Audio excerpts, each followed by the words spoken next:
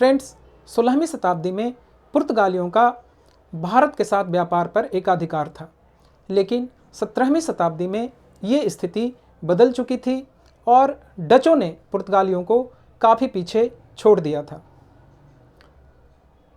Netherlands एक Europe का छोटा सा देश है जिसके निवासी को हम डच के नाम से जानते हैं।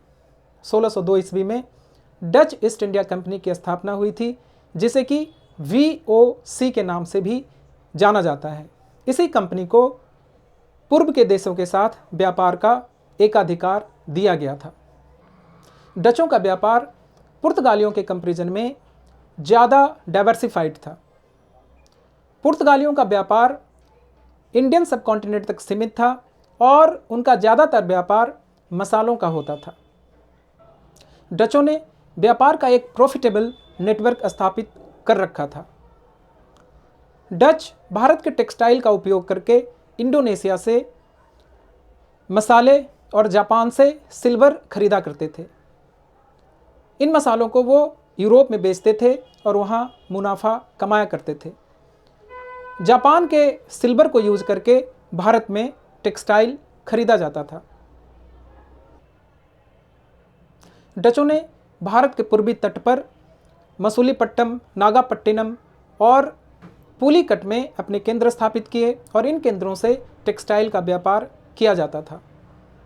डचों ने भारत के मालाबार तट से पुर्तगालियों को निष्कासित कर दिया और कोचीन और कनानूर में अपने केंद्र स्थापित किए और इन केंद्रों से मसाले का व्यापार किया जाता था। डचों ने बंगाल के चिनसुरा में भी अपना केंद्र स्थापित किया, जहां से वे टेक्सटाइल्स, रेशम और साल्ट पीटर का व्यापार करते थे। मुगलों से डचों ने सूरत में फैक्ट्री एस्टेब्लिश करने की परमिशन ली और सूरत से ज़्यादातर टेक्सटाइल का व्यापार किया जाता था। 18वीं शताब्दी में डचों का पतन शुरू हो गया था और इसका सबसे बड़ा कारण था कि नीदरलैंड की स्थिति यूरोप में कमज़ोर पड़ने लगी थी।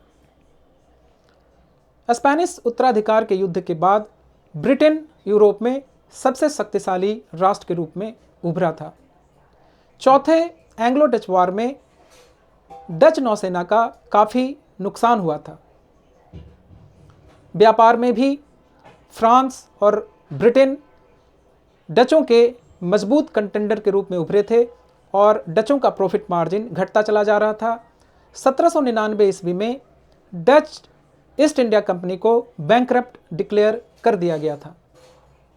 1795 ईस्वी में फ्रांस ने नीदरलैंड पर आक्रमण कर दिया था और नीदरलैंड के राजा ब्रिटेन चले गए थे और वहाँ से उन्होंने क्यू लेटर्स नाम के डॉक्यूमेंट्स जारी किया था, जिसके अंतर्गत डच के जितने भी उपनिवेश थे उसे ब्रिटेन के हवाले कर दिया गया था ताकि वो फ्रांस के हाथों में न पड़े। इसके बाद 1824 के लंदन के संधि के द्वारा डचों ने भारत के सारे क्षेत्र ब्रिटेन को दे दिए थे और इंडोनेशिया का क्षेत्र डचों को मिला था, जो डचों का मुख्य उपनिवेश बन गया था।